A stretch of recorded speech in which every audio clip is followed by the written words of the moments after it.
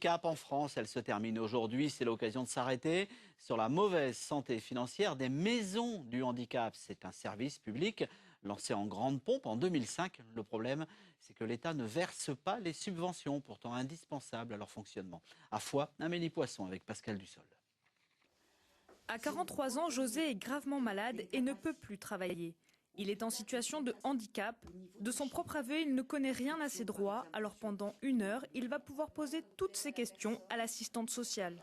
J'ai eu des explications et de quelques réponses. Mais ils vont encore traiter le dossier, ils vont voir. Je vais attendre encore un peu. La loi prévoit un délai maximum de 4 mois pour étudier son cas. Ici, c'est 4 mois minimum. La MDPH de l'Ariège commence tout juste à traiter les dossiers déposés en janvier 2010. Alors le retard actuellement, il est de 1000 dossiers, ce qui est quand même très important.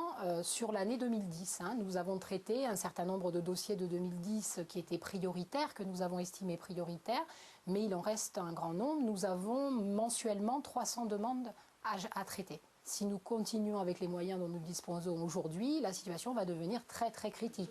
La cause de cette situation critique, c'est le désengagement financier de l'État. En Ariège, pour les années 2009-2010, sa dette s'élève à 220 000 €. C'est un quart du budget annuel de la MDPH. Dans ma branche à moi, je vais dire que je vois à peu près 30 personnes par semaine. Et vous arrivez à tenir le rythme ? Très difficilement. Voilà. Et qu'il faudrait que j'en vois encore plus. Et c'est le Conseil général qui vient régulièrement à la rescousse. Alors, quand il y a un poste, par exemple, qui n'est pas remplacé, eh bien, ce que nous faisons, nous prenons quelqu'un, parce qu'il faut que les dossiers avancent. En attendant, c'est un contrat à durée déterminée, mais nous prenons les personnes et c'est nous qui finançons. Le cas de la MDPH de l'Ariège est loin d'être isolé.